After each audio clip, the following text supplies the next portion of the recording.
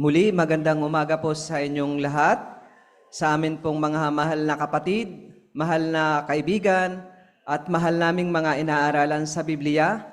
Dumating na po tayo sa takdang oras ng ating pagpupulong at pasimulan po natin ito sa pamamagitan ng isang awit.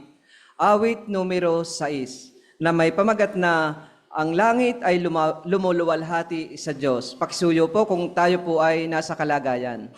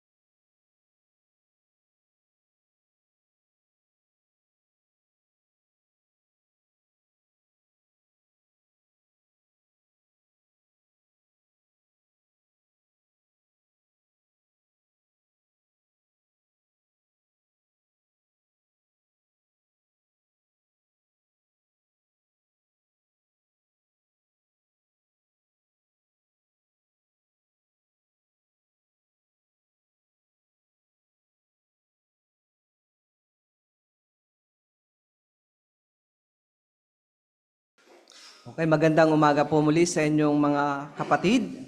Tayo po ay makapakinig ngayon ng isang pahayag. Ang kanya pong paksa ay sumabay sa pagsulong sa nagkakaisang organisasyon ni Jehovah. Ulitin ko po yung kanyang paksa. Sumabay sa pagsulong sa nagkakaisang organisasyon ni Jehovah. Siya po ay nagmula pa sa Upper Bikutan Congregation. Tawagin po natin ang ating tagapagpahayag. Walang iba kundi si Brother James Barrera. Brother James, handa na po kaming makinig.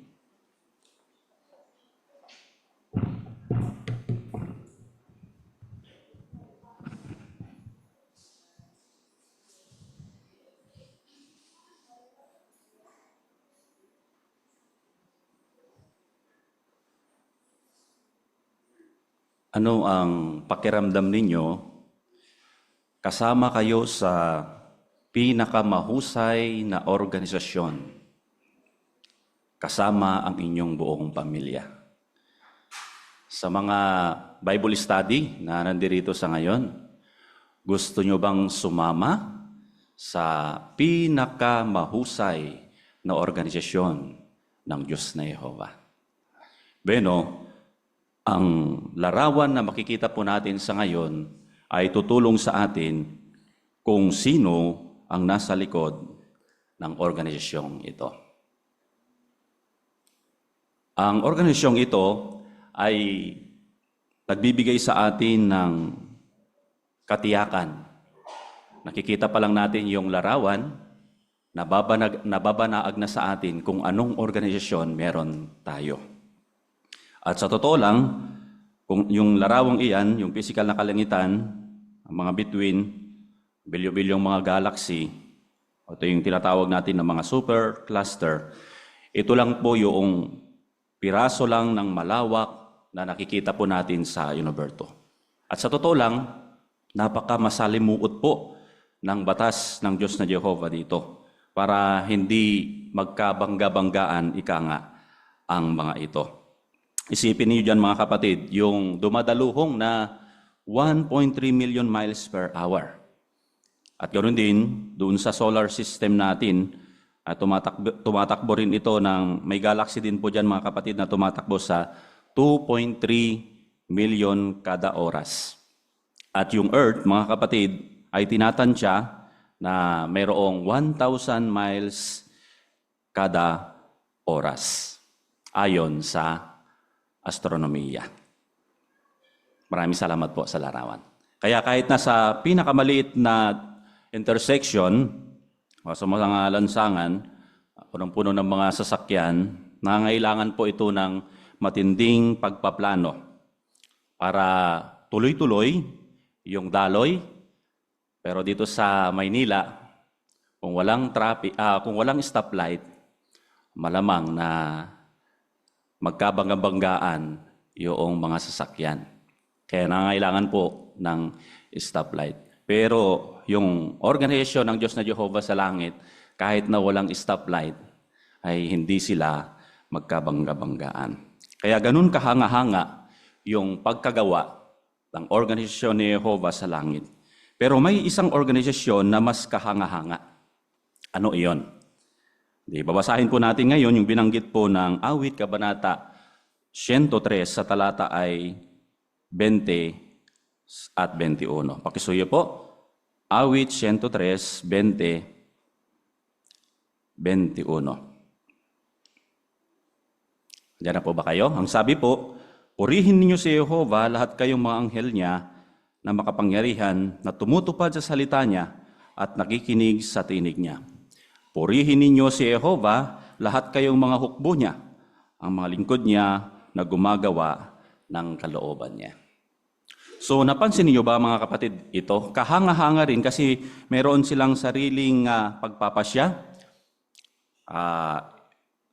Meron silang sariling isip. Gagamitin po nila yung kalayaan nilang magpasya na humiwalay, wika nga, sa hanay. Unlike doon sa organisasyon ng Bituin, talagang tinakdaan po sila ng landas. Pero hindi sila makakalabas sa kanilang mga pat. Kaya kahanga-hanga po ang mga ito kasi maglilingkod silang magkakasama na nagkakaisa sa organisasyon ng Diyos na Jehovah. Pero merong magiging bahagi ng organisasyong ito na matagal nang isinilang. At sa totoo lang, nananabik po yung mga nilalang sa langit, yung mga anghel.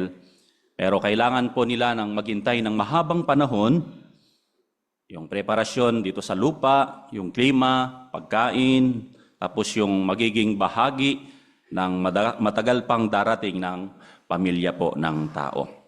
At nakakatuwa kasi naunahan pa tayo ng mga ordinaryong mga nilalang, halimbawa yung mga hayop, mga mammals, at ganoon din yung iba't ibang uri ng mga nilalang ng Diyos na uri na Jehovah. Pero itong uri ay lalabas, yung uri na lalabas mga kapatid ay espesyal. Kasi kung bakit natin masasabi po na espesyal, meron silang kamukha. Kahawig nila yung may-ari ng organisasyon. Kaya kahanga-hanga ito, hindi ho ba?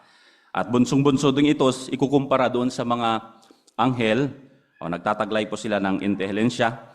Kaya rin po nilang mag-develop ng quality katulad ni Jehovah.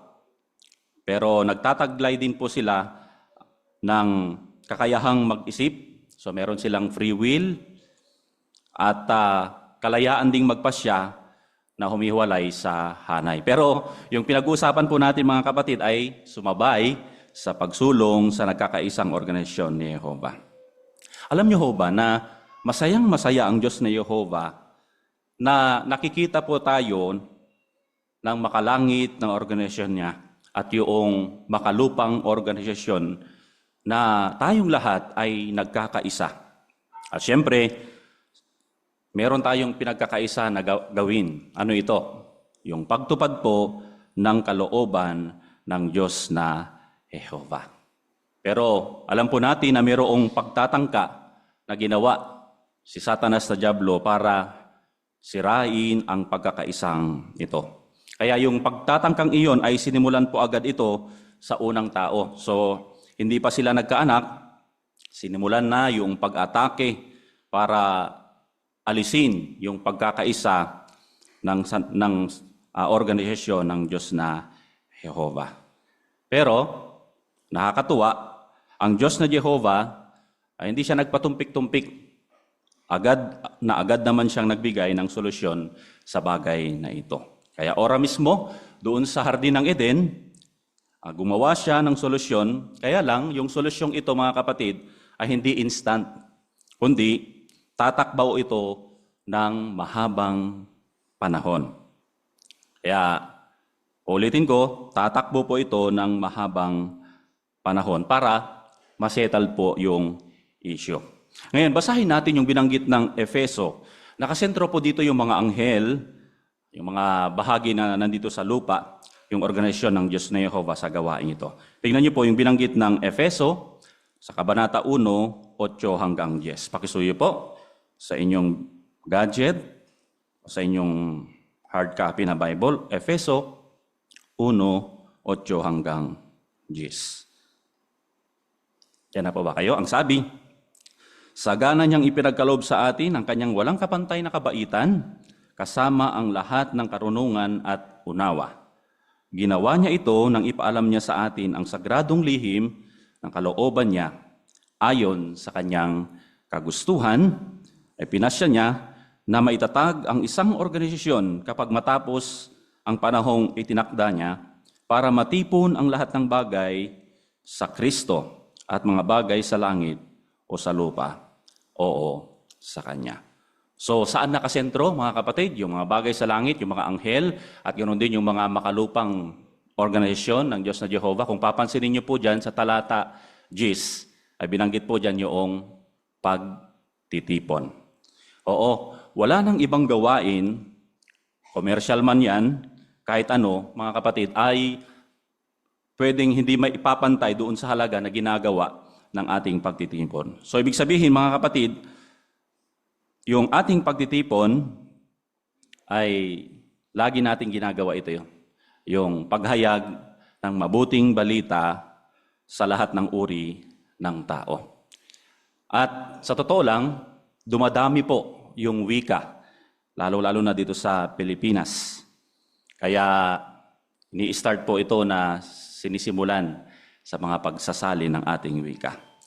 At sa totoo lang, pinatunayan ng organisasyon ng Diyos na Jehovah na handang gawin ito o maisakatuparan ito. Isipin ninyo mga kapatid at mga kaibigan natin na tinalo po ng komersyal ang ating website. Doon sa Google, kung titingnan niyo po sa Google, yung translation po nila doon ay nasa more or less 300. Doon sa Wikipedia naman ay mayroong mga 100. Pero doon sa website po natin, meron po tayong ilan? More than 1,000 na po na lengguwahe. So meron bang pelikula, meron bang movie o drama na isasalin sa ganong karaming wika, kung commercial ito, malamang iniisip po nila na malulugi sila. Pero sa atin, hindi po natin pinanghihinangayan yung gastos o di kaya dahil sa trabahong ito. Hindi natin pinanghinayangan. Kaya malamang tayong lahat ay excited po sa regional convention na ito ay isinalin yung drama o yung ating mga music video sa iba't ibang lengguwahe na tumutulong para tayong lahat ay makinabang dahil alam ng Diyos na Jehovah na kung ano yung nasa puso natin, mas lalong maiintindihan po natin ang salita niya. Kaya sa totoo lang po, kailangan ng mahabang yugto ang gawain po ng pagsasalin. At yung yugto ng pagtitipon na ito, yung makalangit ng mga bagay sa langit, kasama ni Kristo para maging hari at saserdote, at tutulong din sila sa pamamahala at maituloy yung orihinal na layunin ng Diyos. Pero ngayon, yung gawain nila, mga kapatid, ay yung gawain na pagtitipon, ganon din tayo sa ngayon. At yung ikalawang yugto naman ng pagtitipon, yung mga bagay na nasa lupa, yung magiging kasama sa paraisong lupa, at yan ang inaasahan ng bawat isa sa atin na nandito sa ngayon. Kaya ang tanong, bilang mga individual, ano yung maitutulong o maiaambag natin sa pagkakaisa na isinasagawa ng Diyos na Jehovah sa ngayon? Magandang tanong, hindi ho ba? Meron ba tayong magagawa bilang mga individual? Meron. Tingnan niyo po yung binanggit ng Efeso sa Kabanata 4 sa talata 1 hanggang 3. Pakisuyo po. Efeso 4, 1 hanggang 3. Andiyan na po ba kayo? Efeso 4:1 hanggang 3. Ang sabi, kaya ako, isang bilanggo dahil sa Panginoon, ay nakikiusap na mamuhay kayo gaya ng karapat-dapat sa mga tinatawag ng Diyos. Tunay na mapagpakumbaba at mahinahon, matiisin at nagpapasensya sa isa't isa dahil sa pag-ibig. At pinagsisikapang mapanatili ang kapayapaan para maingatan ang pagkakaisang dulot ng Espiritu. Sa totoo lang, aminin natin mga kapatid na iba-iba yung ating kultura. Iba-iba rin yung ating kinagisnan. At pwedeng masira yung pagkakaisa ng organisasyon ng Diyos na Jehovah. Kasi iba-iba po tayo ng ugali, iba-iba rin po tayo ng kinagisnan. Pero paano kung nandito na tayo sa organisasyon ng Diyos na Jehovah? Pwede pa rin ba tayong maimpluwensyahan doon sa paggawi o kaisipan ng sanlibutang ito ngayon? Ang sagot ay pwede. Naalala niyo mga kapatid, yung isa nating kapatid na naglilingkod sa tahanang Bethel, si Brother Brownlee. Kilala niyo si Brother Brownlee? Sa totoo lang, si Brother Brownlee, mga kapatid, ay pinag-aral po ng samahan para magkaroon po tayo ng siya yung tagapagtanggol, ika nga, kapag meron tayong mga hearing, court hearing. Kaya pinag-aral po siya. Pero, merong napansin yung kanyang asawa at sinabi niya talaga ito ng personalan sa kanyang asawa. Ang sabi niya, what a spirit of competition, and that somehow you're special because you had this training at mark to my personality. Ang sabi ng kanyang asawa, na my wife sat me down and one day he told me, parang hindi na ikaw yung asawa ko. Alam niyo kung bakit? She pointed out na binanggit ng kanyang asawa na meron na siyang egotismo, ambisyoso na siya, meron na siyang selfishness, meron na siyang competitiveness, mahilig na siya sa argumento, at naalala ni Brother Brownlee na totoo nga yung kanyang misis. Kaya kahit na matured na po tayo sa spiritual, pwede po tayong maimpluwensyahan, lalo na kung exposed po tayo saan? Sa trabaho natin, o di kaya sa school, mahilig ka na sa argumento, patunayan mo na lagi kang ikaw ang tama. Kaya sa ganitong espiritu, mga kapatid, kabaliktaran po yung binasa nating teksto kanina doon sa Efeso. Pag-ibig at pagpapasensya. Kaya bulay-bulay natin mga kapatid na talagang ang mga bagay na ito ay pwedeng magpahina sa ating pagkapit sa organisasyon ng Diyos na Jehovah. Marahil minsan pinagtitiisan ninyo yung mga kaibigan natin, mga katabi nyo ngayon. Pero kumusta yung ating pagpapatawad sa kanila? Diba? Kapag nakita natin yung kahinaan ng ating mga mahal na mga kapatid, parang nawawala na tayo ng tiwala sa organisasyon ng Diyos na Jehovah at nawawala na rin tayo ng tiwala sa Kanya. Kung ganon, ang nasa kaisipan po natin, alalahanan po natin na ang organisasyon ng Diyos na Jehovah ay kinabuuan lang ng mga disakdal na mga tao. Kaya yung pagtitiis, kahinahunan, kapakumbabaan ay kailangan para tayo ay maging organisado at magkaisa sa organisasyon. At sa totoo lang, sa loob ng kongregasyon, meron tayong mga pioneers, meron tayong mga ministerial na lingkod, meron tayong mga elder. Kapag nakikitaan na tayo ay medyo mapagmataas at hindi na tayo nagpapatawad, sintomas iyon mga kapatid, na kailangan po nating isipin o bulay-bulayin kung bakit meron tayong ganoong mga attitude. Tandaan natin mga kapatid, ang pagpapasensya at pagpapatawad mga kapatid ay tutulong sa atin para mas lalo nating maingatan yung pagkakaisa sa loob ng kongregasyon. Kaya nakakatuwa, yung bawat isa sa atin ngayon ay nagsisikap po na hindi maimpluwensyahan ng espiritu ni Satanas sa Diablo na gusto niyang pahinain, yung ating pagtitiwala sa Kanya. Kaya nililinang po natin lagi ang kapakumbabaan, kahinahunan, at pagpapatawad. Kaya ang tanong, kumikilos po yung organisasyon ng Diyos na Jehovah. Kung titignan po natin yung pangalawang larawan, makikita po natin dyan kung gaano kabilis ang organisasyon ng Diyos na Jehovah. Sa Ezekiel Kabanata 1, 17 hanggang 20, hindi na po natin mababasa ito. Nakita po natin yung larawan na iyan, kung gaano kabilis yung karo ng Diyos na Jehovah. Mabasahin po natin yung Ezekiel, biglang papaitaas, biglang bumababa, biglang kumakanan, biglang kumakaliwa. Isipin ninyo mga kapatid na kasama kayo, sumakay kayo dyan sa sasakyang iyan. Kung hindi ka nakahanda, ano kaya ang maari mangyari sa iyo?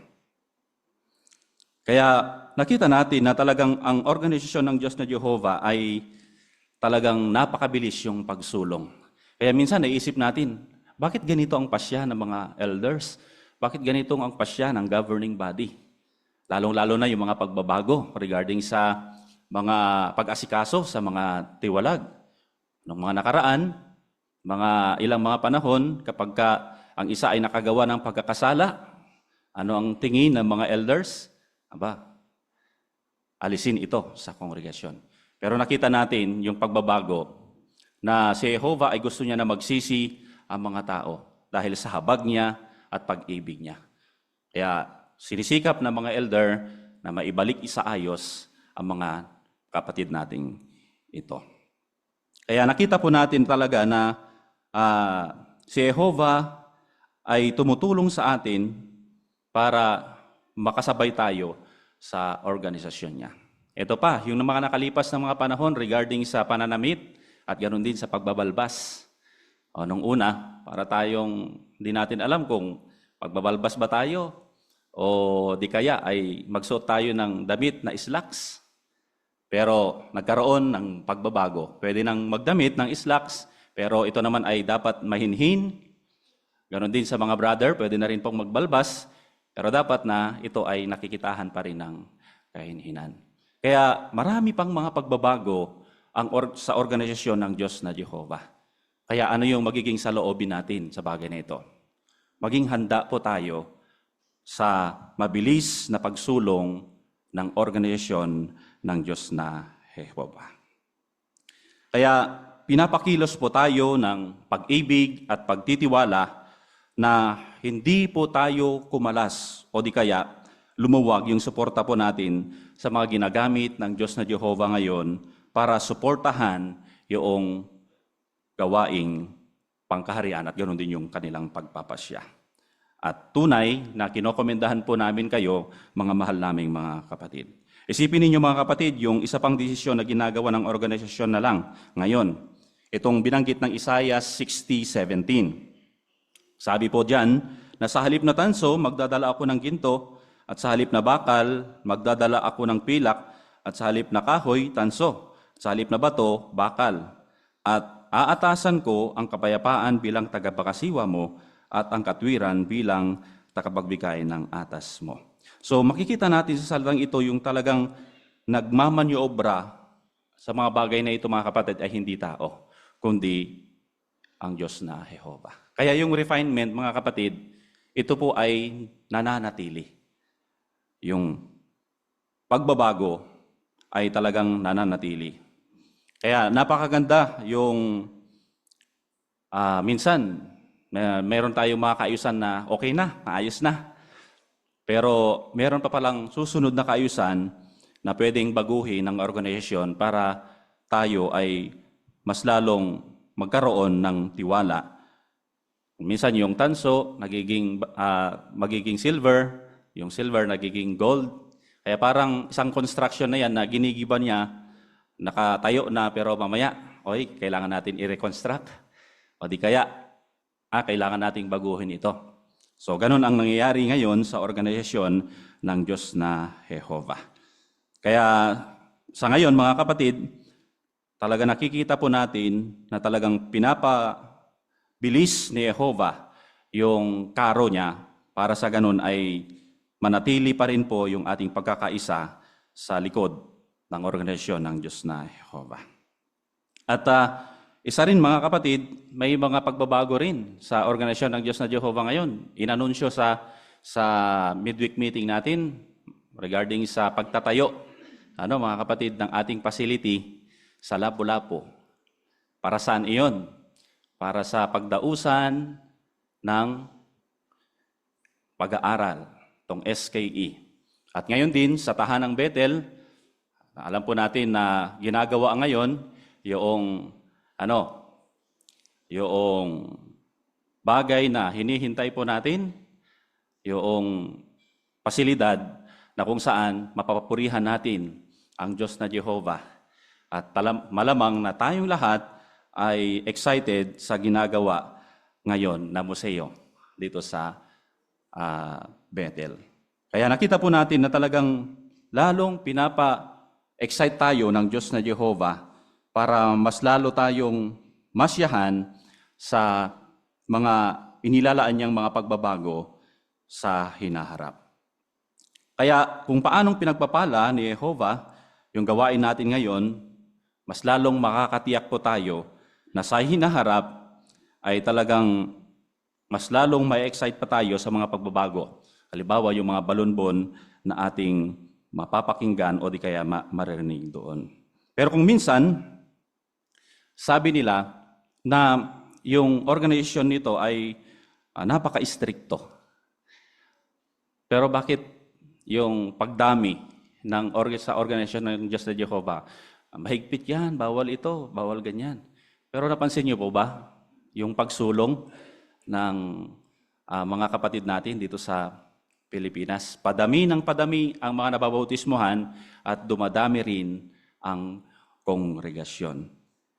Kaya nakita po natin na talagang sa susunod po na regional convention po natin, malamang dito sa congregation ninyo ay meron na naman po tayong mababautismuhan. Kaya libo-libo na naman ang mababautismuhan. Alam niyo po kung bakit? Dahil pinagpapala ng Diyos na Jehovah ang gawaing ito. Kaya nagpapakita lamang mga kapatid na ang gawaing ito ay hindi po sa atin, kundi gawain ito ng Diyos na Jehovah. Kaya ngayon mga kapatid, malapit ng wakasan ni Jehovah at yung kanyang anak, kasama yung 144,000 at yung masamang daigdig na ito na impluwensyahan ng espiritu ng paghihiwalay sa organisasyon ng Diyos na Jehovah. Kaya saan tayo? Nandito tayo ngayon sa pagpupulong, pero ang tanong, kaya mo bang patuloy na sumulong, na sumabay sa organisasyon ng Diyos na Jehovah? Sapagkat binabanggit dito mga kapatid na makakaranas po tayo ng pagyanig. Yung pagyanig na ito mga kapatid ay malaking tulong para ang mga lingkod ng Diyos na Jehovah ay lalo pang mag-focus sa mga espiritual na mga bagay. Ano yung pagyanig na tinutukoy dito? Positibong pagyanig ito mga kapatid. Manakalipas lang na yung midweek meeting po natin, inanunsyo ng mga kabataan na nandito sa ngayon ay pwedeng maglingkod sa Tahanang Bethel. Kumusta kayo mga kabataan namin? Handa ba kayong ang tunguhin ninyo ay maglingkod at gamitin yung pinakamahusay na yung kalakasan sa paglilingkod sa Diyos na Jehovah? Pwede ba kayong mag-apply ng ADAS 2, ADAS 19 para mas lalong suportahan yung pagyanig na ginagawa ng Diyos na Jehovah sa ngayon? Mga magulang, kinakausap po kayo ng Diyos na Jehovah sa ngayon. Handa nyo bang ipahiram ang inyong mga anak sa paglilingkod sa Diyos na Jehovah. Kung gagawin po natin ito, mga kapatid, tiyak na pagpapala ang matatamasa natin dahil sumusunod tayo sa karo ng Diyos na Jehovah. Ngayon, meron akong ipapakitang larawan sa inyo, mga kapatid. Isa kang mahusay, may potensyal, pero hiwalay ka sa makina. Nandyan ka na sa putikan, subject ka ng matabunan, makalimutan, at lamunin ng kalawang. So, nasaan yung potensyal mo? Yung daigdig na ito na sinasabi na malapit ng mawasak, kailangan tayong kumilos, kailangan tayong kumabit sa organisasyon ng Diyos na Jehovah para magkaroon ka ng magandang kinabukasan. Maraming salamat sa larawan. Kaya ano yung kinabukasan na iyon? Excited tayo dito sa binanggit ng Apokalipsis 20:12. Pansinin ninyo mga kapatid dito, no? Isa ka doon sa audience habang ikaw ay nagaganap itong binanggit ng Apokalipsis 20:12. Ang sabi diyan at nakita ko ang mga patay, ang mga dakila at mga hamak na nakatayo sa harap ng trono at binubuksan ng mga balunbon. Pero may isa pang balunbon na binuksan. Ito ang balunbon ng buhay. Ang mga patay ay hinatulan sa mga gawa nito batay sa mga nakasulat sa mga balunbon. So saan ka makakita ng mga pangyayari na matagal nang nakatulog sa kamatayan at ikaw ang haharap sa kanila? Oo, makikita mo lang ang lahat ng ito kung patuloy tayong sumabay sa organisasyon ng Diyos na Jehovah. Kaya sana, mga kapatid at mga kaibigan namin ay nandun tayo sa panahon na yung balunbon na higit pang edukasyon na ilalaan ng Diyos na Jehovah. Kaya harinawa, mga kapatid, na maging determinado tayo na sumabay sa pagsulong ng nagkakaisang organisasyon ng Diyos na Jehovah. At magiging magpakailanman din tayo kasama ang dakilang mailalang natin ng Diyos na Jehovah. Kaya sulit ba yung pagiging organisado ng Diyos na Jehovah? Nasaan po tayo sa ngayon? Nagpapasalamat tayo dahil kasama tayo sa pinakamahusay na organisasyon ng Diyos na Jehovah.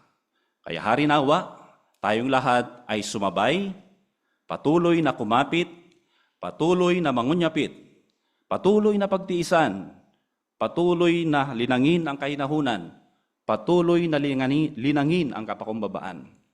Kung gagawin natin ito, bawat isa sa atin sa ngayon ay makakasama doon sa pinaka-organisado at perpektong buhay na walang hanggan na malapit na sa hinaharap. Magandang umaga po.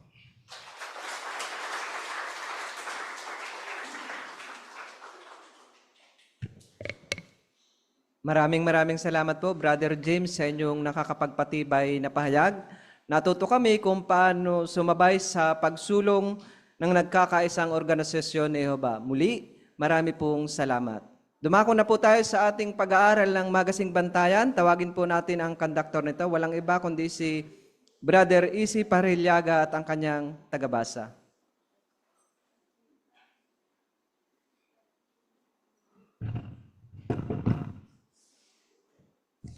Muli, isang magandang umaga ang pinapaabot sa inyong lahat at malagod kayong tinatanggap sa ating kalawang pagpupulong. Ang ating pag-aaralan sa umagang ito ay napakaganda at tiyak na mapapatibay tayo. Pasimulan natin ito sa pamagitan ng pag-awit. Sama-sama tayong tumayo at awitin natin ang bilang 119. Ang pamagat, dapat magkaroon ng pananampalataya. Subaybayan natin ang himig.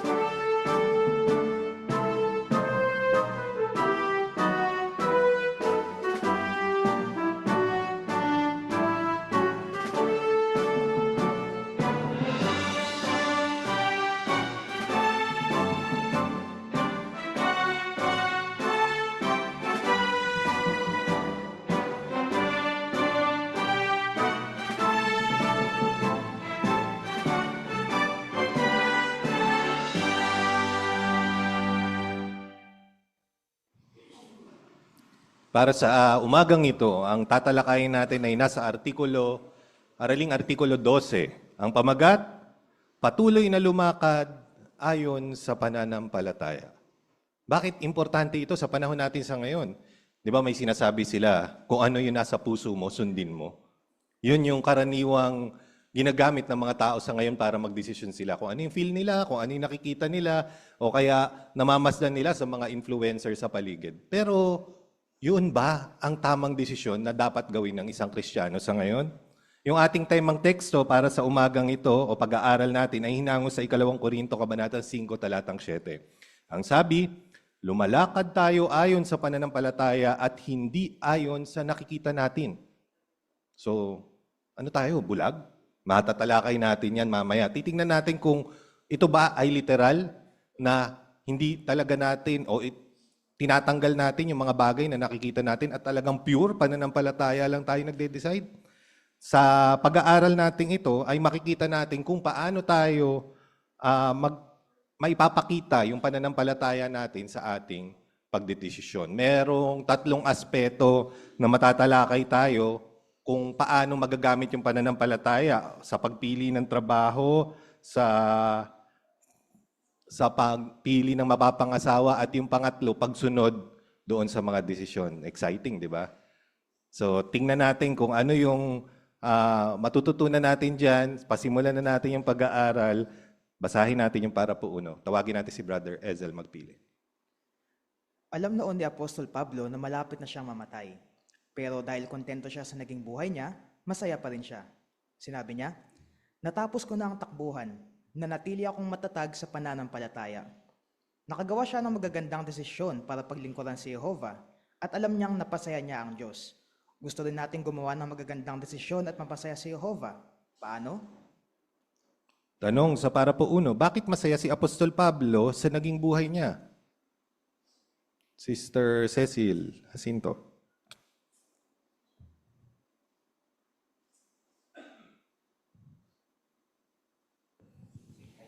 Masaya si Apostol Pablo sa naging buhay niya dahil naging kontento siya sa buhay niya at idiniin nga po niya dito sa 2 Timothy 7 na naipaglaban niya ang karangalan at natapos niya ang takbuhan at nanatili siyang matatag sa pananampalataya. Kaya nakagawa siya ng magandang desisyon para paglingkuran at napasaya pa nga niya si Jehovah. Maraming salamat. So, ano ang nagkaroon ba siya ng regret kahit mamatay na siya? Oo, nahihina na siya. Sister Atamosa.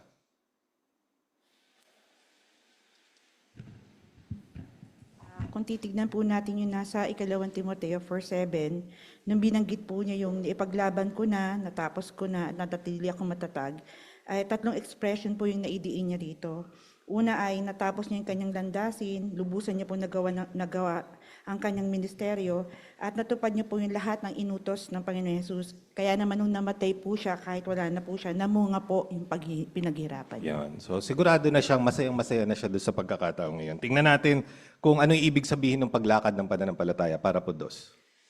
Sinabi ni Pablo tungkol sa sarili niya at sa iba pang tapat na Kristiyano, lumalakad kami ayon sa pananampalataya at hindi ayon sa nakikita namin. Ano ang ibig sabihin ni Pablo? Sa Biblia, ang paglakad ay tumutukoy kung minsan sa piniling paraan ng pamumuhay ng isang tao. Kapag ang isang tao ay lumalakad ayon lang sa nakikita niya, nagdedesisyon siya base lang sa nakikita, naririnig at nararamdaman niya. Pero kapag ang isang tao ay lumalakad ayon sa pananampalataya, pinag-iisipan muna niya ang gusto ni Jehovah bago magdesisyon. Kitang-kita sa pamumuhay niya na kumbinsido siyang pagpapalain siya ni Jehovah at na mapapabuti siya kapag sinunod niya ang mga payo sa Biblia. Para po dos, ano ang ibig sabihin ng paglakad ayon sa pananampalataya? Sister Panganiban.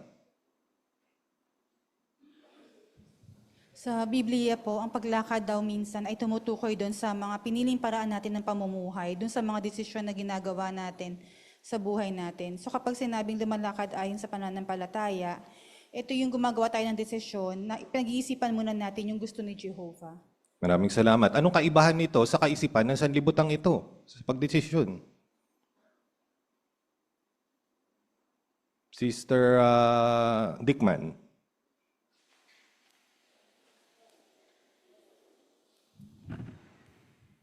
Ang sanlibutan kasi nagbabase lang sila sa kanilang nakikita o kaya sa kanilang narinig o kaya sa kanilang nararamdaman. Ano ang magiging bunga kung tayo ay lalakad o kikilos, magdidesisyon ayon sa pananampalataya at kaisipan ni Jehovah?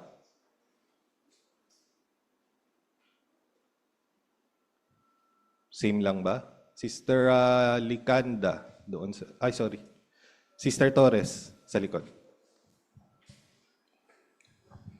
Magiging kumbinsido nga po tayong pagpapalain tayo ni Jehovah at mapapabuti kapag sinunod natin ang mga payo sa Biblia.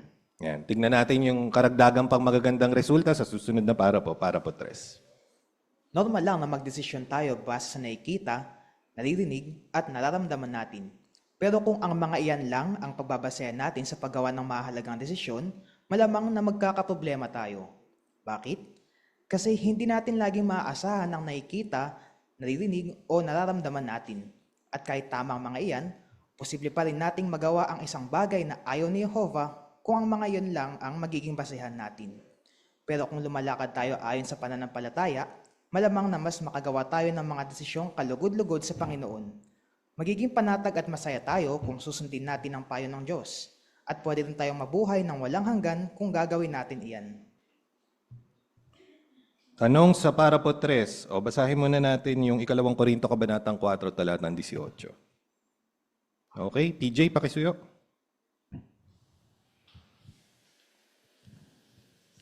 Habang pinanatili nating nakapokus ang ating mga mata, hindi sa mga bagay na nakikita, kundi sa mga bagay na hindi nakikita, dahil ang mga bagay na nakikita ay posawantala, pero ang mga bagay na di nakikita ay walang hanggan po.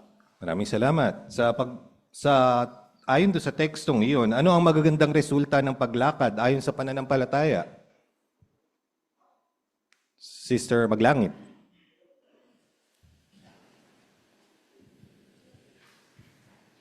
Kung lalakad nga po tayo ayon sa pananampalataya, yung mga decision natin ay magiging acceptable kay Jehovah. Ayon sa Ephesians 5:10, nakakalugod ito o nakakalugod tayo sa Diyos. Pangalawa, magkakaroon tayo ng inner peace na kung saan matatamo natin yung kaligayahan katulad ng nakaulat sa Isaiah 48:17-18. At yung panghuli po ay kung patuloy tayong lalakad ayon sa pananampalataya natin, makakamit natin yung buhay na walang hanggan. Pero compare naman dun sa physical senses natin, kung dito natin po ibe-base, ang mangyayari po ay i-ignore natin yung mga payo ng Biblia. Kaya hindi ito nakakalugod sa Diyos na Jehovah. Maraming salamat. Bakit nakabold yung mga pananalitang ang mga iyan lang diyan sa para po natin?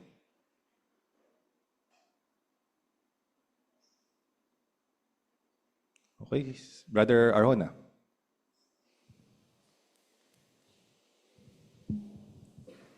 Kompleto naman yung elemento. Kung magpasya ang isa, nakita niya, narinig niya, may feeling pa siya na tama talaga, pero hindi nga mapanaligan yon.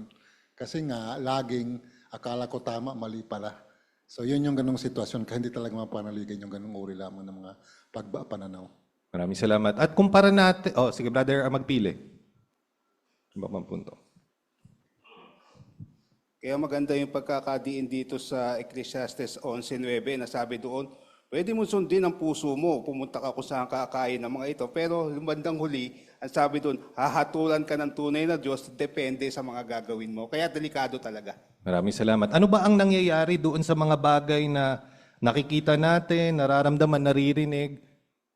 Base doon sa teksto, may binanggit na magandang word doon Brother Nolan.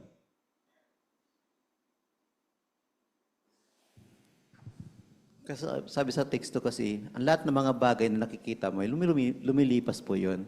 Hindi tulad ng mga bagay na hindi natin nakikita, si Jehovah mismo yung nagtakda yun, hindi yan lumuluma, hindi lumilipas po yun. Eksakto, no? Brother Libres.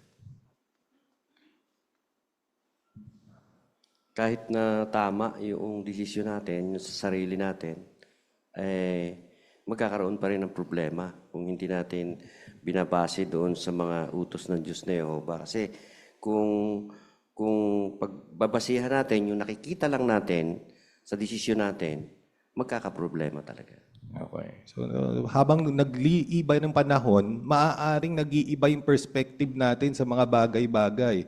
At kaya, maaaring makakontribute yun doon sa desisyon natin. Sister Atamosa.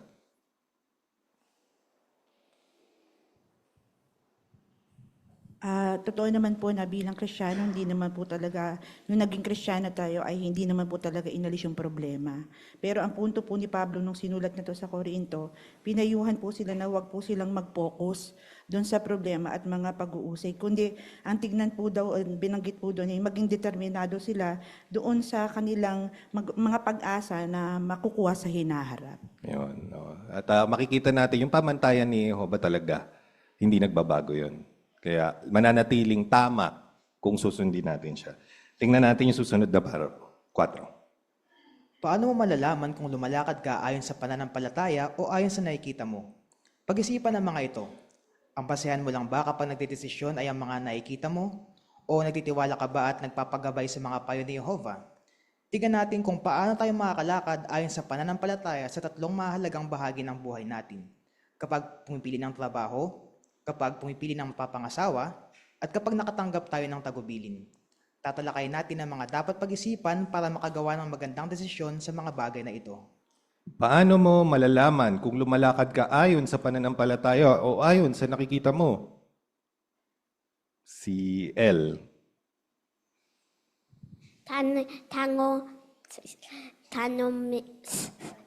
Tanungin mo ang sarili mo, ang basehan mo lang ba kapag nagde-decision ay ang mga nakikita mo? O nagtitiwala ka ba at nagpapagabay sa mga payo ni Jehovah? Maraming salamat. May nakita pa kayong punto? Ano yung tatalakayin natin sa artikulong ito? Sister Calso. Kapag pumipili ng trabaho, kapag pumipili ng mapapangasawa, kapag nagtanggap ng payo o tagubilin. Ayun. So may tatlong aspeto tayong titignan. Makikita natin yung ano yung maaaring perspektibo kung hindi natin gagamitin yung pananampalataya. Ano yung kagandahan ng gamitin ito at isang buhay na karanasan kung paano tayo yon makakatulong sa atin. Tingnan natin yung unang aspeto kapag pumipili ng trabaho para po 5. Gusto nating lahat na maibigay ang pangangailangan ng pamilya natin. May ilang trabaho na malaki ang sweldo, kaya bukod sa pang-araw-araw na panggastos, may matitira pa na pwedeng isama sa ipon. Pero sa ilang trabaho naman, sakto lang ang sweldo para sa pang-araw-araw na gastos ng pamilya. Kaya normal lang na pag-isipan kung gaano kalaki ang sweldo kapag naghahanap ng trabaho. Pero kung iyan lang ang basehan ng isang tao, baka lumalakad siya ayon sa nakikita niya. Para po 5, ano ang dapat nating pag-isipan kapag pumipili ng trabaho?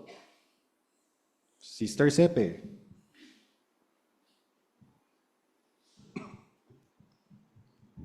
Normal lang po na kapag naghahanap ng trabaho, nabubuhay sa ating pamilya, ay iniisip natin kung mataas ang kita, lalo na kung malaki ang pamilya.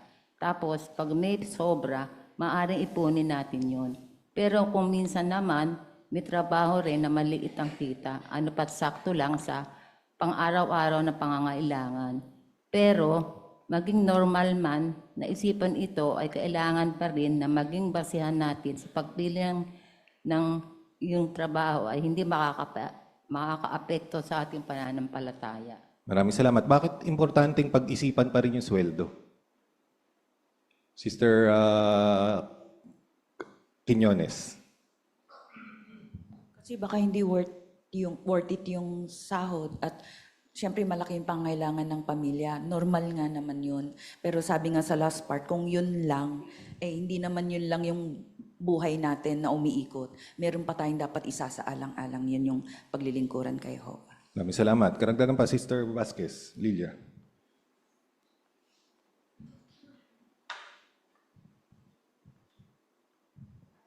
Sa totoo lang, lahat naman tayo gusto natin maibigay natin yung pangangailangan ng pamilya. Pero maganda yung binanggit ng unang Timoteo 5:8. Sabi doon kung ang sino man ay hindi naglalaan sa mga nasa pangangalaga niya, lalo na sa mga miyembro ng pamilya niya, itakwil na niya ang pananampalataya at mas masahol pa sa walang pananampalataya. So ibig sabihin, napakahalaga talaga nung maibigay mo yung pangangailangan. Pero hindi yun ang pangunahin. Ang pangunahin natin ay yung spiritual na mga bagay na maitutulong natin. So kailangan maging balanse sa paghanap ng trabaho. Alam mong makapagbibigay ka ng tulong ng pinansyal, pero maibibigay mo rin yung spiritual na mga bagay. Yan. So, yun yung unang filter, no? Kitan muna natin yung sweldo. Siyempre gusto natin malaman, sapat ba? Tapos pagkatapos nun, may pwede pa tayong itanong sa ating sarili. Brother Francisco. Maganda po siya sabi sa Ecclesiastes 7:12. Totoo po yung pera is protection. Kaya po tayo naghahanap ng work dahil meron para sa mga survive po tayo pang araw-araw dahil sa pera. Pero pag dumating po sa point na yung pera na po is pinoproteksyonan na natin. Kaya papasok din po sa Ecclesiastes 7:12 yung karunungan. Napakahalaga po ng karunungan. Kapag may karunungan po tayo, nakagawa po tayo ng mga tamang desisyon na makapag-build po sa atin ng tamang pananaw sa pera. Okay, tingnan natin kung paano natin maipapakitang lumalakad tayo sa pananampalataya sa 6. Para maipakitang lumalakad tayo ayon sa pananampalataya, pag-iisipan din natin kung paano makakaapekto sa kaugnayan natin kay Jehovah ang pipiliin nating trabaho. Pag-isipan ng mga ito. Sa trabahong ito, may magagawa ba akong bagay na ayaw ni Jehovah? Maapektuhan ba nito ang pagsamba ko kay Jehovah? Madalas ba ako mapapalayo ng matagal sa pamilya ko dahil dito? Kung oo ang sagot mo, mas mabuting hindi tanggapin ang trabaho kahit mahirap makahanap nito. Kung makikita sa mga desisyon natin na nagtitiwala tayong ibibigay ni Jehovah mga kailangan natin, lumalakad tayo ayon sa pananampalataya. Hebreo 13:5. Pakibasa.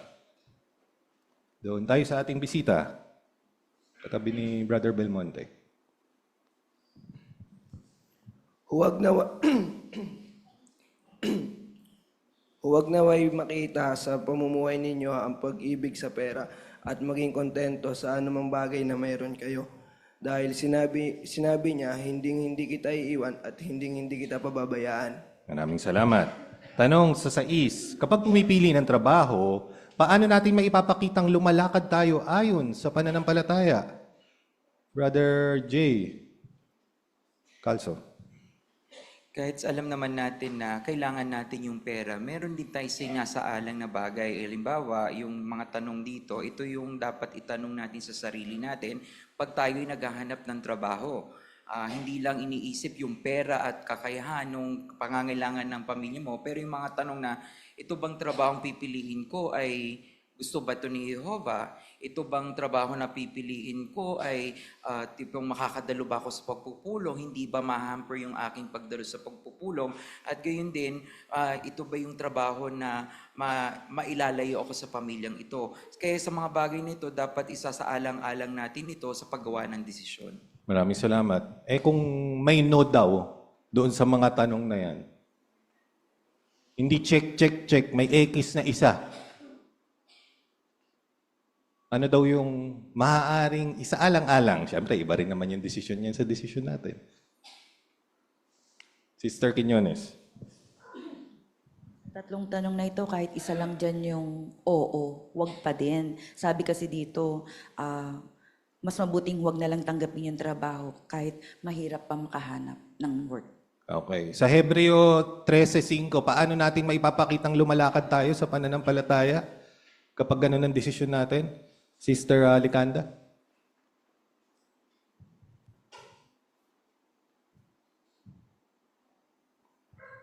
May papakita nga lang po natin na lumalakad tayo ayon sa pananampalataya natin. Kung lagi natin pong tandaan yung nakarecord sa Hebreo 13:5, na binanggit po doon na yung pagkakontento natin at yung pagtitiwala natin sa Diyos na Jehovah na hindi niya tayo pababayaan at hindi niya tayo iiwan. Ang ibig sabihin ba nito, may makahimalang pera na darating sa ating mailbox? May magpapadala sa GCash na lang natin ng pera kasi nag-RP tayo imbis na magtrabaho? Ganun ba? Brother Belmonte. Pinapakita lang po na kailangan maging balanse tayo kasi sa Mateo 4:4, hindi lang tayo nabubuhay sa mga material na bagay, kundi sa salita din ng Diyos na Jehovah, ang spiritual po ng mga gawain. Maraming salamat. Si Brother Umali.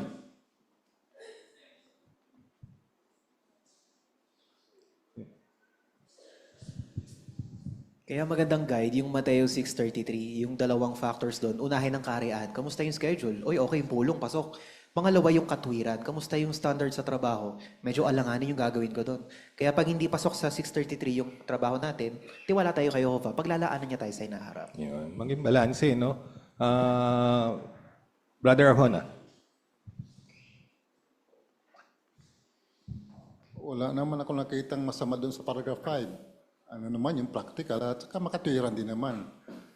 Kung malaki ang pamilya mo, ganoon nga talaga. At kung maliit, okay lang din. Kailangan kasi, ang point nga dyan, yung pananampalataya nga yan, pinag-usapan.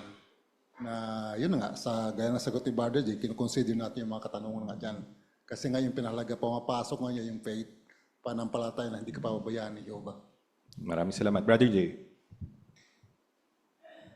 Hindi, kung babasahin natin kasi dito dun sa paragraph, no, sinasabi kung oo yung sagot dun sa mga tanong natin, itigil na natin. Ibig sabihin, wag na kahit mahirap makahanap ng trabaho. Pero hindi naman dinidiin dito na tumigil ka sa paghahanap ng trabaho. So, ang pinopoint lang dito, kung hindi ka man nakapasa dun sa portion or dun sa part na isa, dahil lahat yun ay hindi pwede dahil sa ating pananampalataya kay Jehovah, maghanap tayo. Gumawa pa ni alternative way kasi alam ni Jehovah kung ano yung uunahin mo, susuklian naman niya ang bagay na yun. Mahusay na punto. Tingnan natin yung susunod na para po, isang karanasan. 7 at 8. Tignan kung paano lumakad ayon sa pananampalataya si Javier, isang brother sa South America. Sinabi niya, nag-apply ako sa isang mas mataas na posisyon. Magiging doble ang sahod ko at alam kong mag-e-enjoy ako doon. Pero gustong-gusto rin ni Javier na mag-pioneer. Sinabi pa niya, may schedule na ako ng interview sa national manager ng kumpanya. Pero bago nun, nanalangin muna ako kay Jehovah kasi alam kong alam niya ang makakabuti sa akin. Gusto kong magkaroon ng mas magandang trabaho, pero hindi ako tatanggap ng trabahong makakaapekto sa mga goal ko. Ikinuwento ni Javier, noong in-interview ako, sinabi ng manager na madalas akong mag-overtime. Ipaniliwanag ko sa kanya na hindi ko magagawa iyon dahil sa schedule ko sa pangangaral. Kaya tinanggihan ni Javier ang posisyong iyon. Pagkaraan ng 2 linggo, nag-pioneer siya. At ng taon din ngayon, nakahanap siya ng part-time job. Sinabi niya, sinagot ni Jehovah ang panalangin ko. Meron na akong trabaho na makakasuporta sa pagpapioneer ko. Masayang-masaya ako sa trabaho ko kasi marami akong panahon kay Jehovah at sa mga kapatid. Maraming salamat. Sa tanong natin, paano ipinakita ng isang brother sa South America na lumalakad siya ayon sa pananampalataya? Sister Libres.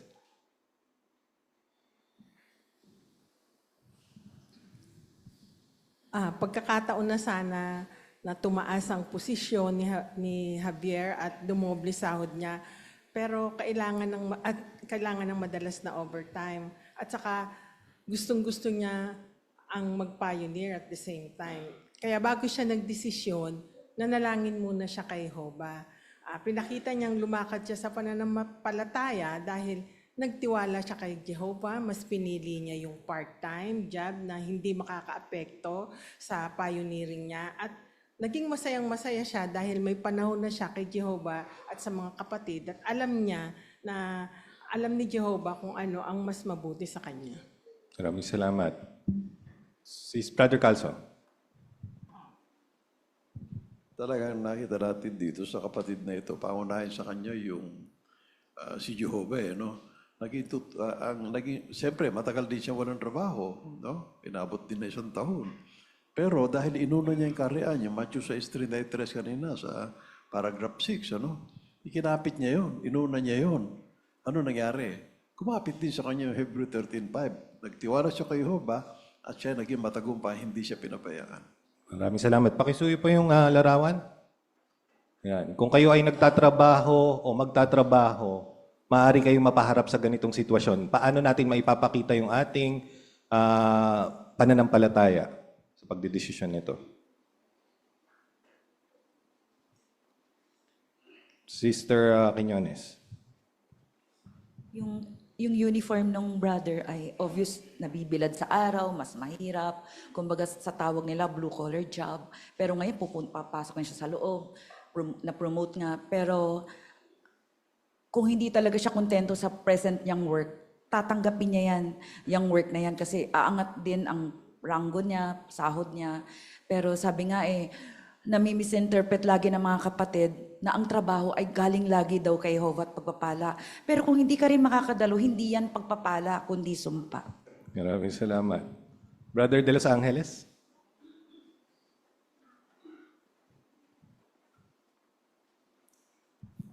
Kaya maganda rin po yung emotion ng kapatid dyan. Hindi siya masaya. Makita natin na kunot yung noo niya. Ibig sabihin, kahit masaya yung kanyang boss, pero sa isip niya, talagang hindi niya ito tatanggapin. Yan. Nakita niyo yung magkaibang perspective. Masaya yung boss na nag-offer ng trabaho pero siya parang medyo doubtful siya doon sa pagdidesisyon na yon. Brother Tom Villavicencio.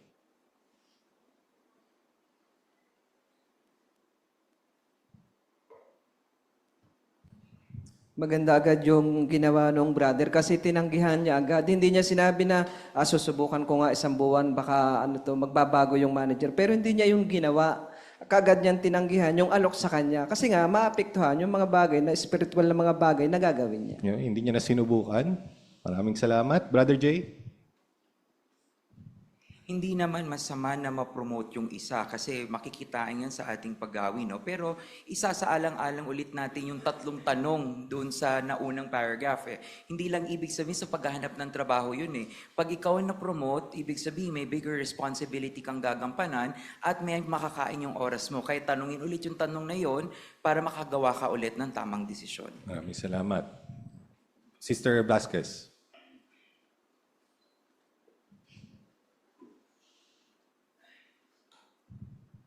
Kung talagang meron kang goal spiritually, walang makakaapekto nun. Ibig sabihin kahit i-offer niya pa sa'yo yung pinakamaganda, kung alam mo maapektuhan yung goal mo, hindi mo talaga yun tatanggapin kahit magandang-maganda pa yung offer. Kaya ang ginawa niya, napansin ninyo, yung goal niya, inilagay niya sa kanyang harapan, tapos gumawa siya ng paraan para makapunta dun sa goal niya. Ano yung paraan na yon? Hindi makapag-part-time kasi dito sa kabila, roadblock. Full-time work na mas malaki yung sweldo nga, pero roadblock yun. Gumawa siya ng daan papunta dun sa pagpa-part-time. Brother Umali.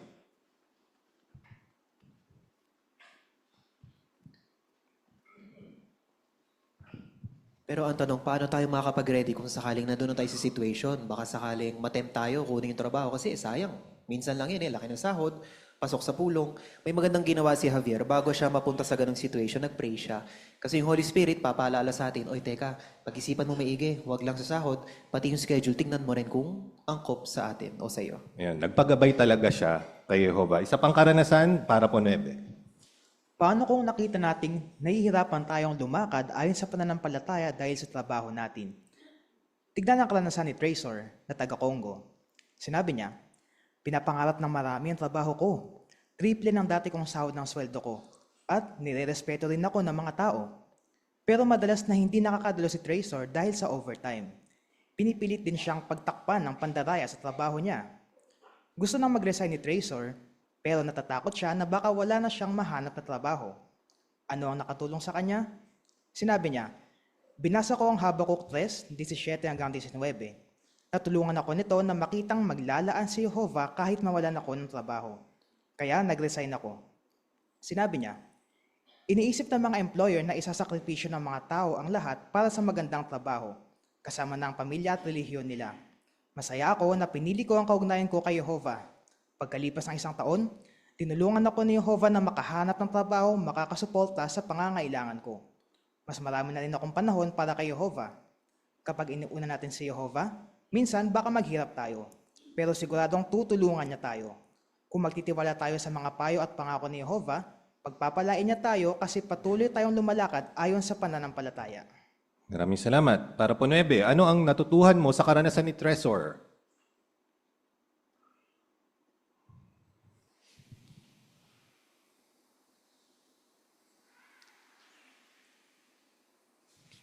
Sister Barce.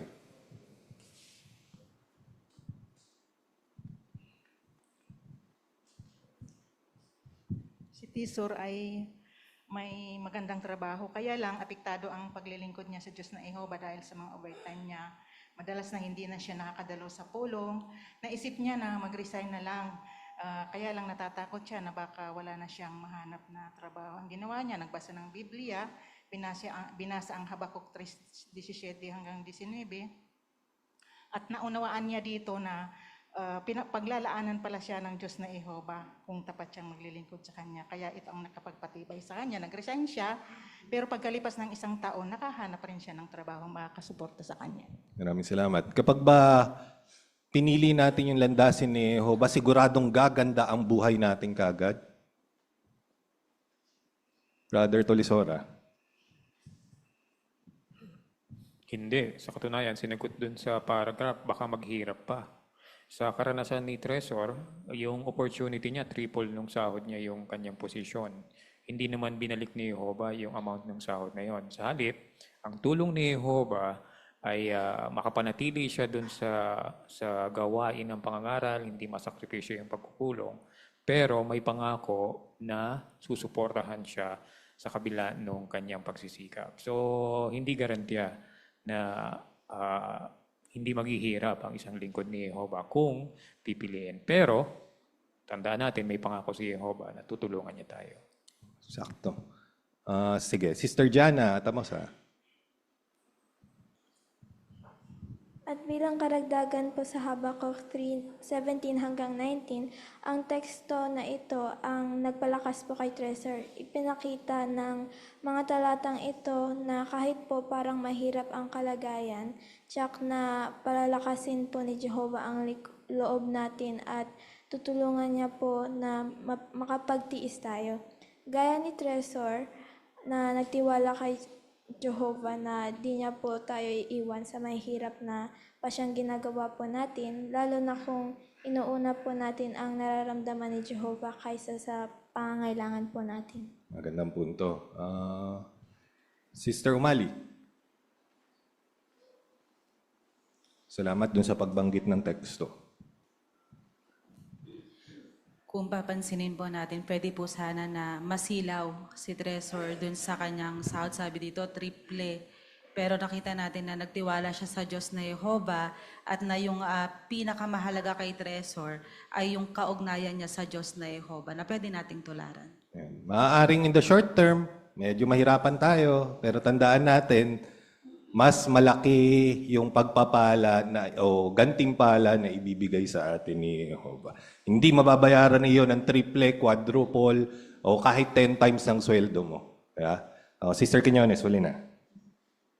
Sinabi naman sa para po, mahirap yung sitwasyon. Hindi sinabi na wala siyang mga bagay na kakainin. Baka mahirap lang, hindi lang ganun kasarap yung pagkain. Kasi tandaan natin, inuna mo si Jehovah, sigurado rin, for sure yun, paglalaanan ka ni Jehovah ng mga pangailangan mo. Hindi nga lang extravagant. Pero sinabi doon sa paragraph na mahirap, baka hindi yun ang nakasanayan niya, baka ayaw niya yung ganong buhay na simple yung tahanan, pero meron naman. Pero inuuna niya si Jehovah, mas mayaman pa siya sa kalagayan niya. Salamat. Dito tayo susunod na aspeto kapag pumipili ng mapapangasawa. Para po, Gis. Regalo ni Jehovah ang pag-aasawa. At normal lang na maramdaman ng isang tao na gusto niyang mag-asawa. Kapag pumipili ng mapapangasawa, baka tingnan ng isa ang mga katangian, itsura, reputasyon, at kakayahan sa pinansyal ng taong inoobserbahan niya. Pati na kung may responsibilidad ito sa pamilya at kung napapasaya siya nito. Mahalaga naman ng mga bagay na iyan, pero kung ang mga iyan lang ang basehan niya, baka lumalakad na siya ayon sa nakikita niya. Para po, Gis, kapag pumipili ng mapapangasawa, paano posibleng lumakad ayon sa nakikita ang isang tao? Brother Lijan, daw lang. Kapag pumipili ng mapapangasawa, baka pumili siya ayon sa nakikita niya. Halimbawa, tinitignan ng isa ang mga katangian, itsura, reputasyon, at kakayahan sa financial ng taong inoobserbahan niya. Pati na kung may responsibilidad ito sa pamilya at kung napapasaya siya nito. Kaya kung ang mga konsiderasyon niya ay yun, sa kagastuhan lang niya, posibleng lumalakad siya ayon sa nakikita niya. Maraming salamat. Pag tinanong ba kayo, bakit mo ako nagustuhan? Kasi mabait ka eh. Yan lang ba? Dahilan? O kaya, sabi dito kasi responsable ka. Magugustuhan kaya yon ng iyong mapapangasawa? Kung ganun lang? O kaya ng iyong boyfriend? O kaya ng iyong girlfriend? Pansinin ninyo kung anong kaibahan doon sa pagtingin ng mga tao versus sa pagtingin ng Diyos. Sister Vasquez.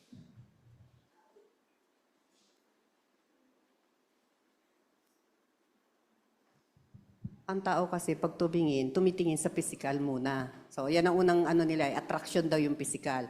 Pangalawa, tinitignan nila yung mga katangian na, reputasyon, kakayahan, kung kaya kang buhayin. Malayong-malayo naman yun sa Diyos na Jehova. Kasi ang Diyos na Jehova, ang unang tinitignan yung puso ng tao. Ano yung kalagayan ng puso ng taong ito na maganda sa kanya? So sana, sa mga kabataan na gusto mag-asawa, yun ang unang tignan, yung puso, wag yung physical na itsura. Maraming salamat. Pero normal daw di ba? Minabanggit dito Brother Umali. Hindi ka naman papayag na pangit yung boyfriend mo o girlfriend mo, di ba? Totoo yun, normal naman. Kung may checklist, kasama to sa checklist natin, syempre, gusto natin yung maide-date tayo, gusto natin yung masarap tingnan, yung pagising natin sa umaga, maganda yung mood natin. Pero kung sa checklist, number 1 doon, yung spiritual pa rin. Halimbawa, sa checklist, na-check lahat to, pero kung X yung spiritual, hindi pa rin siya pasok dun sa factor, so dun sa mga standard ni Jehovah. Okay. No? Gusto natin, balanse pa din. Brother Arjona. Sa nga, merong anecdotal question dyan Alam mong pipiliin mo, ang may itsura o pangit ang ugali? Ang may itsura. Kasi kung walang itsura, sa paraiso kasi dama pa ang ugali, mababago ang itsura hindi. Pero, ayun ngayon, pero maaaring man ang tingin mo sa natin sa dida, titingnan natin baka sa panin pa rin tayo tumitingin kapag kagaya nating konsiderasyon. Hindi nga mababago yung itsura, pero yung pananaw mo dun sa itsura, yun yung mababago. Di ba? Kung pangit siya ngayon, baka sa paraiso, hindi mo na siya pipintasan. Yan. Kasi lahat ng ugali, makikita mo na rin yung kalagayan ng puso at katangian ng isang tunay na Kristiyano sa kanila. Di ba? Kaya tingnan natin ngayon kung paano natin maipapakitang lumalakad tayo sa pananampalataya sa 11. Masayang-masaya si Jehovah kapag sinusunod ng mga lingkod niya ang payo niya pagdating sa pag-aasawa. Halimbawa, hinihintay nilang lumampas muna ang kasibulan ng kabataan bago manligaw o magpaligaw. Tintiyak nilang ang mapipili nilang mapapangasawa ay may mga katangiang gusto ni Jehovah para sa isang asawa. Kapag may gusto sa kanila ang isang di-saksi, sinusunod nila ang payo na mag-aasawa lang ng taga-sunod ng Panginoon gaya ng sinasabi sa 1 Corinto 7:39. Patuloy silang lumalakad ayon sa pananampalataya at nagtitiwala silang naiintindihan ni Jehovah ang nararamdaman nila at naibibigay niya ang kailangan nila. Basahin muna natin 1 Corinto 7:39. Okay, Janine Relumbrea. Ang asawang babae ay natatali sa asawa niyang habang buhay ito. Pero kung mamamatay ang asawa niya, wala siyang mag-asawa ng sino mang gusto niya. Pero dapat na tagasunod ito ng Panginoon. Tanong sa 11, maraming salamat. Kapag pumipili na mapapangasawa, paano natin maipapakitang lumalakad tayo ayon sa pananampalataya?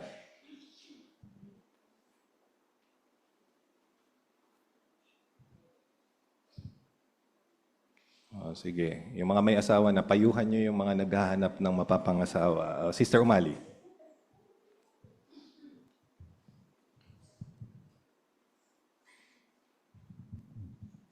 Maganda ngayon ina-advise ng 1 Corinto 7:39 na mag-asawa tangi lamang sa Panginoon.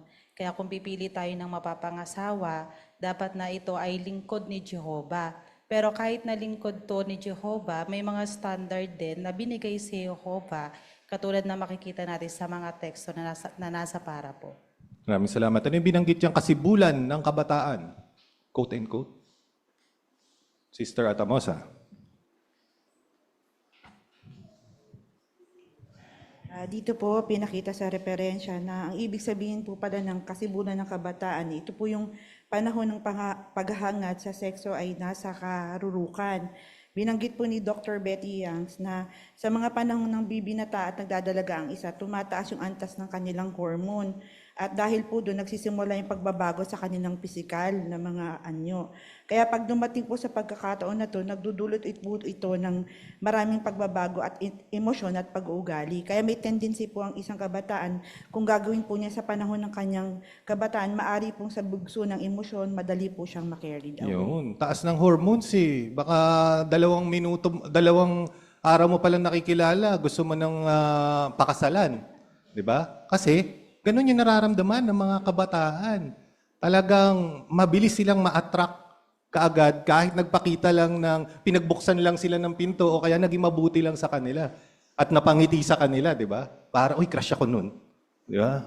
Baka yun na, he's the one. O yun, nakaagad yun nasa isip niya. Brother Calso.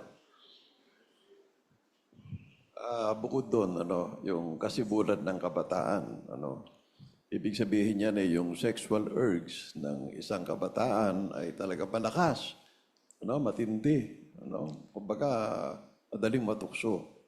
Kaya kailangan talaga lagpas diyan lagpas, Kung bago ka magpaligaw, bago ka manligaw, kailangan lagpas ka sa kasibulan ng kabataan. Para ibig sabihin, ang desisyon mo after that, mas maganda na kaysa sa desisyon mo na ikaw ay panahon ng kabataan mo. Marami pong salamat. Ano yung mga katangiang gusto ni Jehovah para sa isang asawa? Nanggit yan. Sister Vasquez.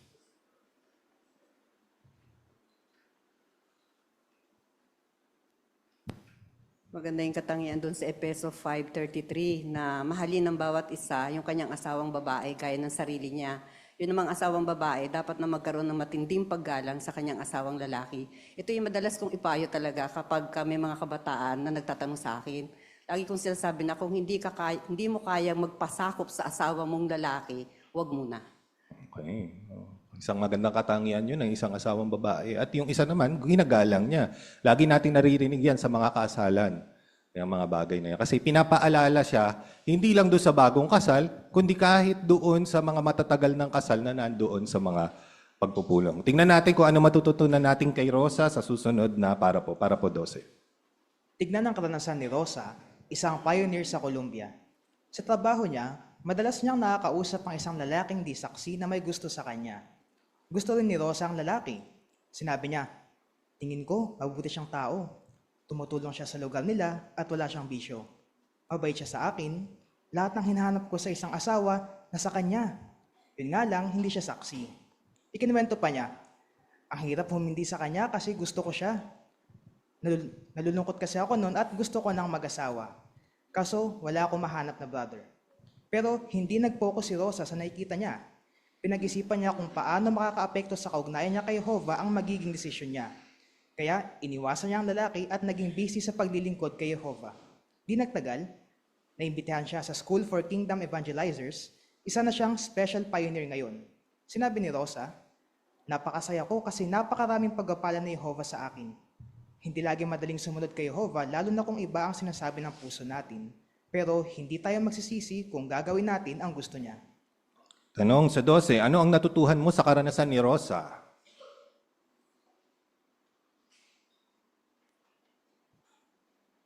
Yung po, sister sa likod. Natutunan ko kay Rosa na hindi siya nagbase sa magagandang katangian ng lalaki na gugustuhan niya, hindi porket mabait is sabi na yun na ang dawan. Kundi nagbase siya doon sa sa magandang kaugnayan kay Jehovah. Marami po salamat. Sister, Brother de Los Angeles.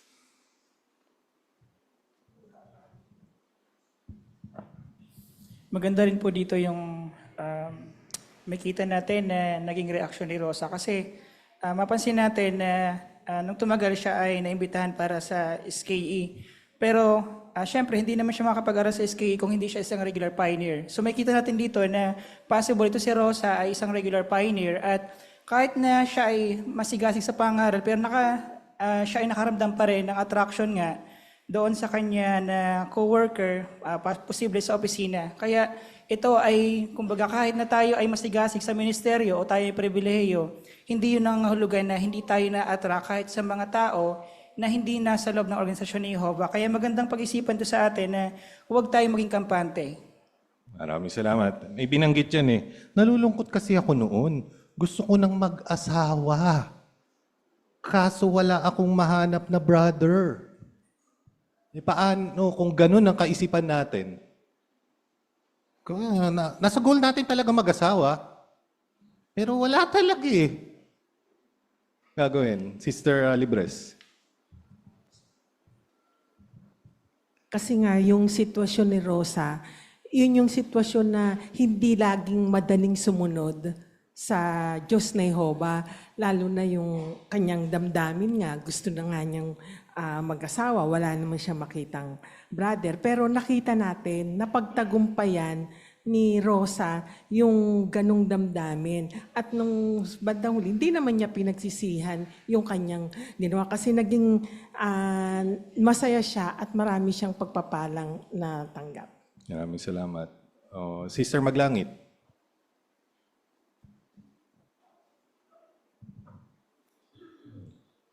Kaya pinakita po ni Rosa na nag-focus siya nag-focus siya hindi dun sa kung ano yung nakikita niya, kundi nag-focus siya dun sa relationship niya kay Jehovah, yung friendship. Kasi yun naman po talaga ang mahalaga, lalo na sa isang single na naghahanap na talagang gusto mag-asawa. So kaya inend niya yung mga contacts nga dun sa lalaki, at nag-focus siya dun sa mga Socratic activities niya. At nagtagumpay po siya kasi talagang tinulungan po siya ni Jehovah. Maraming salamat. Brother Roy. Excited si Brother Roy. Talagang masigasig itong si Rosa. Talagang napaka-spiritualidad ito, matibay. Wala na siyang brother na mahanap. Take note mga kapatid wala siyang nahanap. Pero ano kayang hinanap niya? Patuloy na hinanap ni Rosa ang katwiran ni Jehovah at ang kaharian. Kaya resulta, pinagpala talaga siya ni Jehovah. Maraming salamat. Sister Vasquez. Wala siyang nahanap no? Pero masaya pa rin siya. Sister Vasquez. Huli na. Mahirap talaga yung karanasan niya kasi yung puso niya yung involved. Pag puso na, talagang minsan yung utak nababago. Pero siya maganda, nag-focus siya. Hindi dun sa puso niya, kung ano yung nararamdaman, hindi yun. Kundi ang pinokus niya, ano yung magiging kaugnayan ko sa Diyos na Jehovah. Doon siya nag-focus. Maraming salamat. Pansinin ninyo yung mga katangiang binanggit, mga kapatid. May mahusay na trabaho, maganda ang itsura, palangiti, mabait. O, di ba? Yan na yung dawan Di ba? Pero, hindi niya tinanggap yun. Brother Arjona, huli. Yun nga ang question. Si Rosa ba lumalakad sa nakikita o panampalataya? Kasi mahirap yun. At marami talagang nagkakamali dyan, na mapaniwala sila sa sinasabi ni Balagtas. Na kapag ang pag-ibig pumasok sa puso ni naman, hahamakin ang lahat, pati batas ni Jehovah, masunod lang. Pero dito, dahil sa kanyang panampalataya, talagang tinitingnan niya yung bagay na yon at may mas maligayang buhay kaysa malabag lamang si Jehovah. Maraming salamat. Susunod na aspeto, kapag nakatanggap ng tagubilin, para po 13. Madalas tayong makatanggap ng mga tagubilin mula sa mga elder, tagapangasiwa ng sirkito, tanggapang pansangay, at lupong tagapamahala. Pero paano kung hindi natin maintindihan kung bakit ibinigay ang isang tagubilin? Baka magduda tayo kung talaga bang makakabuti sa atin ang pagsunod doon. At baka nga mag-focus pa tayo sa mga kahinaan ng mga brother na nagbigay ng tagubilin. 13. Kapag nakatanggap ng tagubilin, paano tayo posibleng lumakad ayon sa nakikita natin? Sister Sister Atamosa. Kapag may mga tagubilin tayong natatanggap mula sa mga elder, tagapangasiwa ng sirkito, tanggapang pansangay at lupong tagapamahala, baka hindi natin maiwasan magduda dahil nakapokus tayo sa nagsasalita. Nakikita natin yung kahinaan niya, imbis makita yung kahalagahan ng tagubilin na sinasabi niya. Okay, so nakafocus tayo dun sa tao, sa messenger ng balita. Tingnan natin kung paano natin ipapakita ang tayo nasa pananampalataya. 14. Kapag lumalakad tayo ayon sa pananampalataya, nagtitiwala tayong si Jehovah ang talagang gumagabay sa organisasyon niya at na alam niya ang pinakamabuti para sa atin. Kaya sinusunod natin agad ang mga tagubilin at positibo tayo sa pagsunod sa mga ito. Alam nating makakatulong sa pagkakaisa ng kongregasyon ng pagsunod. Kahit hindi perpekto ang mga nangunguna, nagtitiwala tayong pagpapalain ni Jehovah ang pagsunod natin. At kung may kailangan ngang baguhin, gagawin iyon ni Jehovah sa tamang panahon. Marami po salamat. Basahin natin Hebreo 13:17. Si Gab, pakisuyo.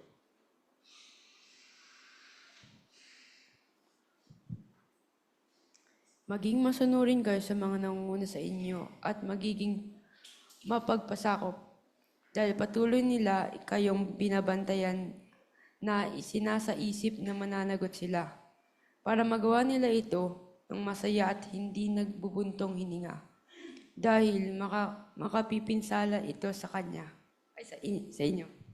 Maraming salamat. Kapag nakatanggap ng tagubilin, paano natin maipapakitang lumalakad tayo ayon sa pananampalataya?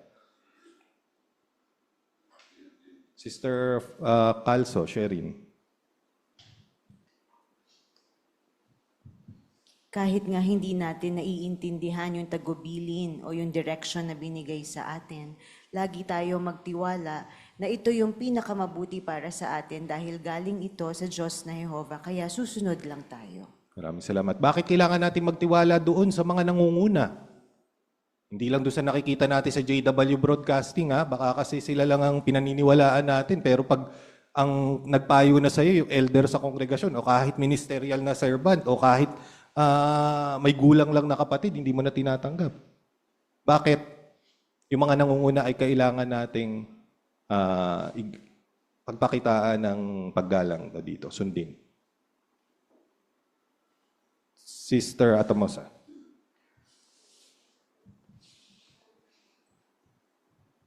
Dahil una po, sila po yung inatasan ni Jehovah para sundin natin. Nang sa ganun, yung kongregasyon po ay magkaisa.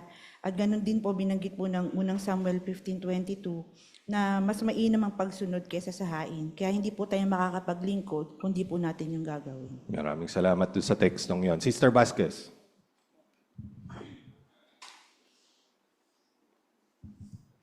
Isipin din natin na wala namang nangunguna na perpekto. Lahat tayo ay di perfect. Kaya naman ang Diyos na Jehovah ay laging nagbibigay ng mga gabay na gagawin ng mga nangunguna. Isa pa rin, pwede naman baguhin din ng Diyos yun eh. Halimbawa, nakita mo parang mali yung ginagawa niya. Ano ba yan? Tagal na yan, di pa nagbabago. Pero ang Diyos ay kikilos. Ayon doon sa sinabi niya sa Micah 7:7, sa takdang panahon niya, kikilos siya. Yun ang sigurado. Kung magkaroon ng problema, siguradong aayusin ni Jehovah yung mga bagay-bagay. Para po 15 at 16 tayo. May mga pagpapala sa paglakad ayon sa pananampalataya.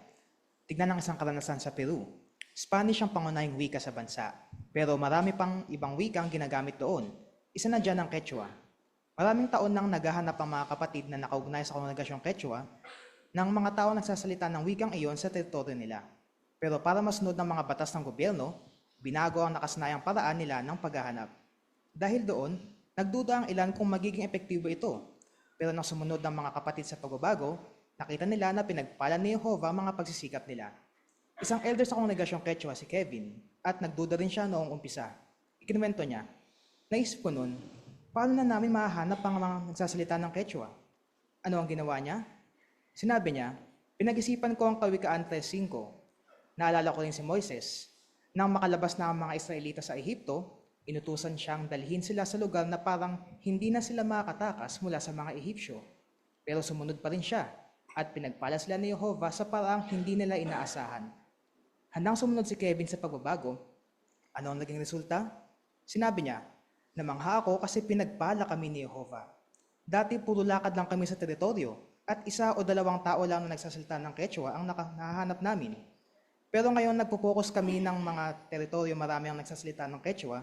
Mas marami na kaming nakakausap, nagiging RV at Bible study. Mas marami na rin dumadalo sa mga pulong namin. Talagang pagpapalain tayo ni Jehovah kapag lumalakad tayo ayon sa pananampalataya. Maraming salamat. Ano ang nakatulong sa isang brother na lumakad ayon sa pananampalataya kahit na may pagdududa siya sa mga tagubilin o sa tagubilin? Pwede raw natin tignan yung larawan.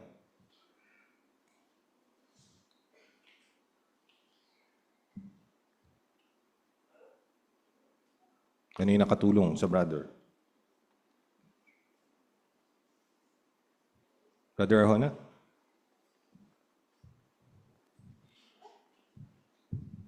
Minsan yun ang misconception kasi yung local na mga brothers, kung titingnan natin yun, higit nakakaalam paano gagawin ng interior kasi familiar siya doon.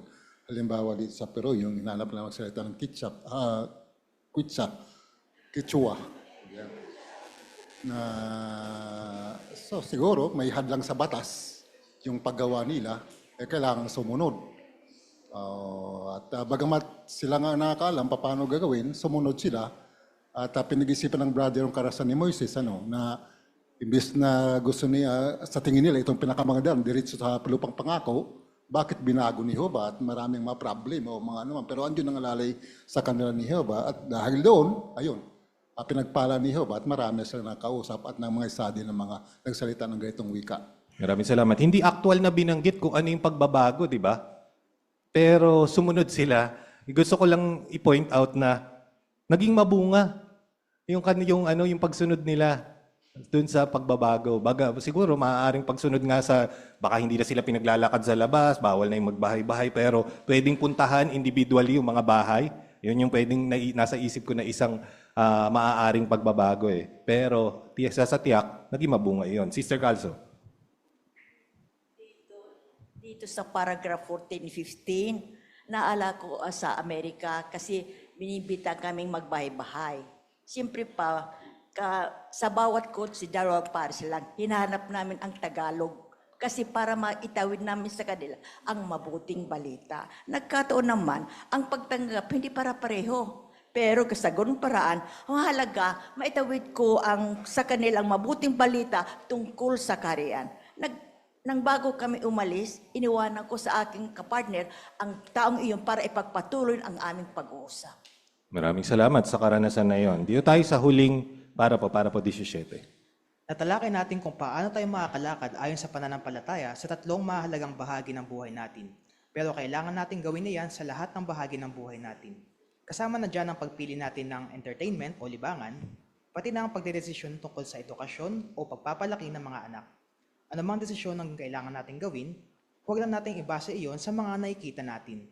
Dapat din nating pag-isipan ang kaugnayan natin kay Jehovah, ang mga payo niya, at ang pangako niyang hindi niya tayo pababayaan. Kung gagawin natin iyan, lalakad tayo sa pangalan ni Jehovah na ating Diyos magpakailanman. Maraming salamat, Brother Magpiles, sa mahusay na pagbasa. Sa 17, ano ang natutuhan mo sa artikulong ito?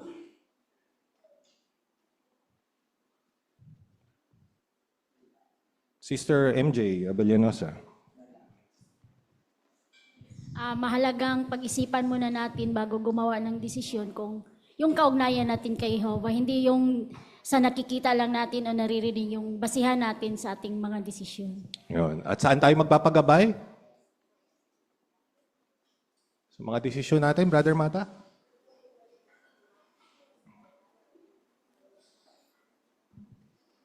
Unang-una, sa kanyang salita, sa kanyang payo, sa kanyang turo, sa mga tagubilin, sa mga paalaala. At dapat yung ating pampamilyang pagsamba, lagi natin gawin yun. At yung ating personal na mga pag-aaral, dapat nating doon ibase yung ating mga desisyon sa buhay. Maraming salamat. Dito tayo sa repaso natin. Paano tayo makakalakad ayon sa pananampalataya kapag una, pumipili ng trabaho? Sister Panganiban. Dapat po isaalang natin yung pamantayan ni Jehovah at pag-isipan natin kung yung trabaho ba ay sisira sa kaugnayan natin kay Jehovah o aagawin ba nito yung oras paglilingkuran natin. Ayun, no. Kahit malaki ang sahod, kahit malaki ang kita. Paano tayo makakalakad ayon sa pananampalataya kapag pumipili ng mapapangasawa?